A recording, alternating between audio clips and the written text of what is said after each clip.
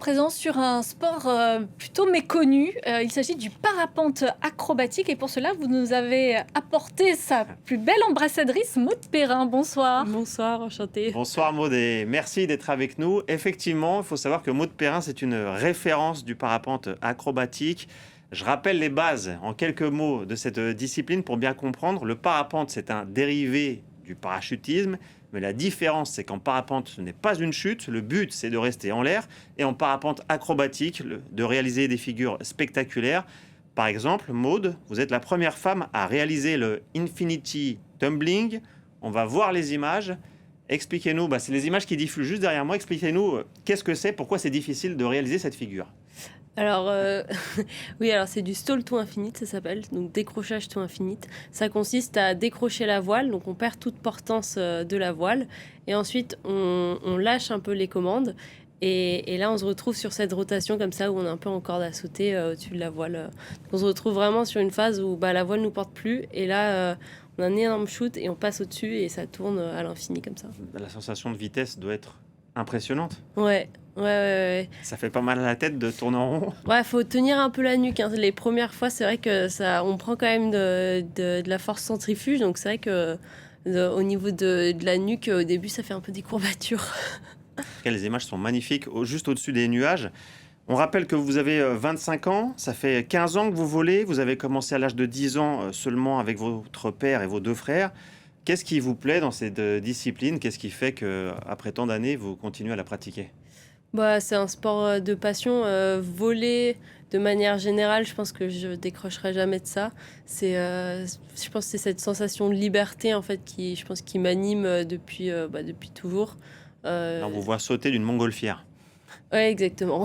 C'est ça la sensation de liberté. Facile.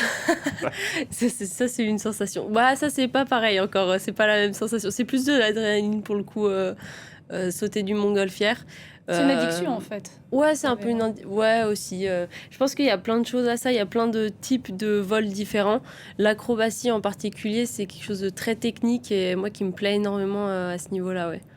Alors, votre parcours n'a pas été simple, loin de là, puisqu'en 2023, vous avez eu un très grave accident après un crash, bassin fracturé, 8 côtes cassées, pneumothorax. Résultat, 3 mois d'hospitalisation. Mais qu'est-ce qui s'est passé ce jour-là en 2023 ? J'ai perdu le contrôle, alors j'ai plus aucun souvenir. Mais bon, on m'a bien relaté les faits vu que j'étais en démonstration. Donc voilà, il y a beaucoup de gens qui m'ont vu. L'accident, c'est les images qu'on voit à l'instant, là, justement. Ouais, que vous arrivez à regarder? Oui, alors j'arrive à regarder parce que je pense qu'il y a, ma tête comprend pas que c'est moi, je pense, parce que je le revis pas de l'intérieur. C'est comme si je regardais un accident de quelqu'un d'autre. Donc c'est pas trop compliqué à regarder pour le coup, mais ça m'a mis bien 1 an à revoir l'accident, ouais. Et j'ai perdu le contrôle assez basse en altitude et ensuite ça a fait une cascade d'incidents et puis je me suis écrasée au sol.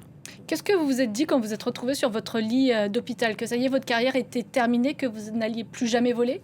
Non, au début j'ai plutôt eu une désillusion. Je pensais que j'allais retourner en compétition dans 1 mois. Puis au bout d'un moment j'ai quand même compris que c'était plus grave que juste une petite entorse ou quelque chose comme ça. Et après, bon, il y a eu un long process pour revenir. Mais c'est vrai que j'ai eu une période de 1 mois où je me suis quand même posé la question avec les douleurs de si j'allais vouloir vraiment revoler. Puis plus les douleurs, elles s'estompent et plus l'envie de revoler, elle est revenue, ouais. Est-ce que malgré tout, ça a changé votre rapport à ce sport, votre perception et est-ce que vous prenez autant de risques qu'avant? Oui, ça a bien changé ma perception du sport. Et non, je prends moins de risques qu'avant. Et c'est un risque qui est plus maîtrisé. Donc, il y a des phases où je prends plus de risques. Quand je pars en Turquie, m'entraîner au-dessus de l'eau avec beaucoup d'altitude, par exemple, ça me permet d'avoir la tête plus libre pour pouvoir essayer des choses. Mais ouais, dès que je suis au-dessus du sol, par exemple, c'est plus compliqué de prendre des risques. Je trouve que ça me pèse plus mentalement, ouais. Et après cet accident, en l'espace d'1 année, c'est-à-dire l'accident a eu lieu en 2023, et en 2024, vous êtes sacrée championne du monde. Ouais. Comment vous avez réussi à passer en 1 an d'un terrible accident à ce titre de championne du monde? J'ai un peu mis des œillères pour retourner à la compétition cette année-là. Ça a été pas très facile psychologiquement.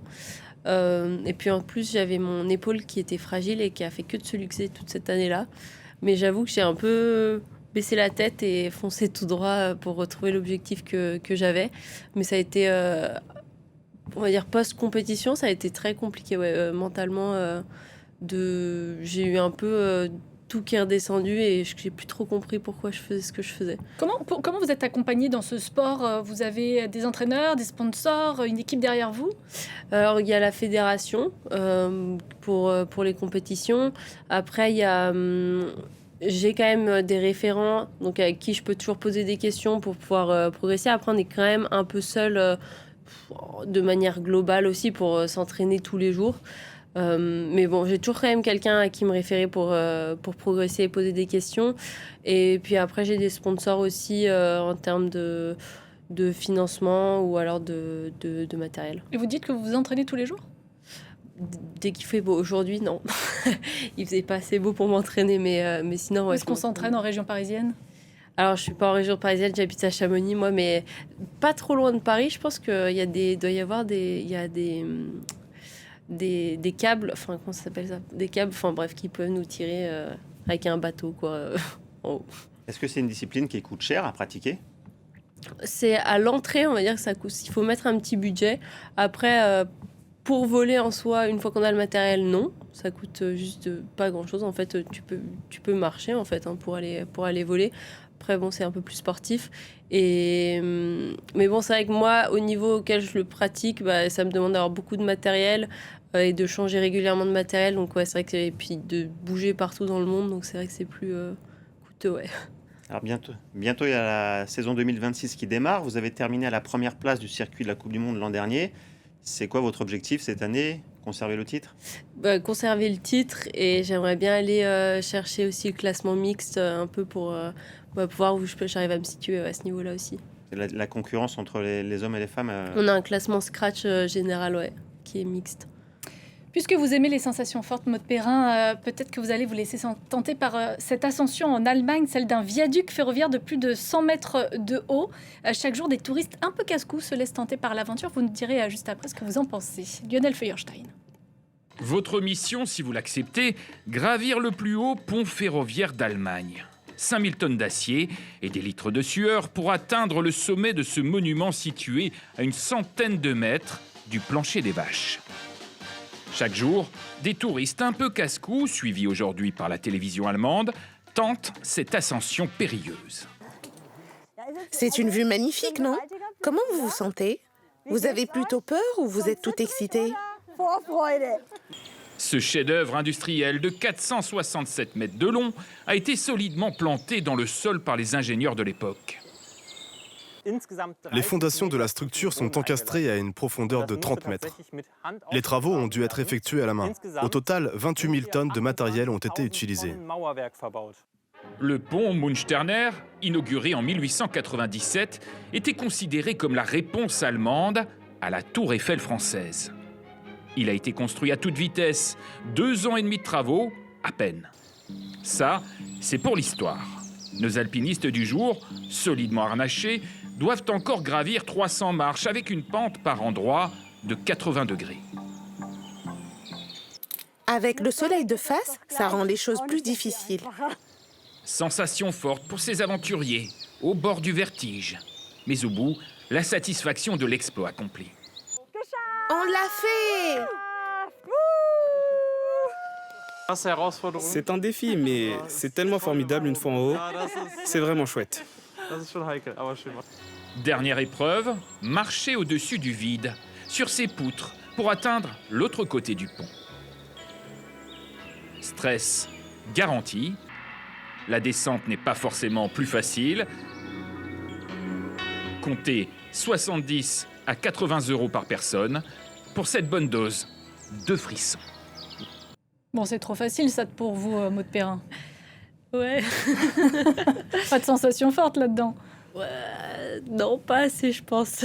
Est-ce que de manière générale, vous êtes amatrice de toutes sortes de sensations fortes? C'est-à-dire quand on fait du parachute acrobatique, finalement, tout ce qui peut nous faire remonter un peu l'adrénaline, on adore. Ouais, quand même. Hein. Oui, c'est vrai qu'un Donc peu... le saut à l'élastique, tout ce genre de choses. Oui, j'ai un peu essayé ça, le base jump. Mais c'est vrai que ça m'a un peu... Après mon accident, ça m'a un peu ralenti quand même de continuer ce sport-là. Mais c'est vrai que c'est des sports l'alpinisme, le speed riding, c'est des sports qui m'attirent quand même, qui m'attirent particulièrement. Ouais. En termes de sensations, vous avez déjà pratiqué une discipline qui vous a procuré ce que vous ressentez en parapente acrobatique ou pas du tout? Je pense que tout a sa particularité, j'ai envie de dire. Parce que par exemple, le speed riding, on cherche, c'est des toutes petites voiles et on est avec les skis au pied. Et l'idée, c'est de coller le relief et on vole très vite. Et donc là, les sensations, elles sont avec le relief, on est très proche. Alors qu'en acrobatie, on est beaucoup plus haut dans le ciel, normalement, quand même. Et c'est plutôt les sensations de « Ah, au secours, est-ce que je vais tomber dans ma voile ou pas ?» Donc ça, c'est toujours un peu... chaque sport a sa particularité, ouais. Eh ben, on vous souhaite de continuer à vous amuser avec votre parapente Maud Perrin. Merci beaucoup d'être passé par le plateau de France 24. Merci à vous, Cédric.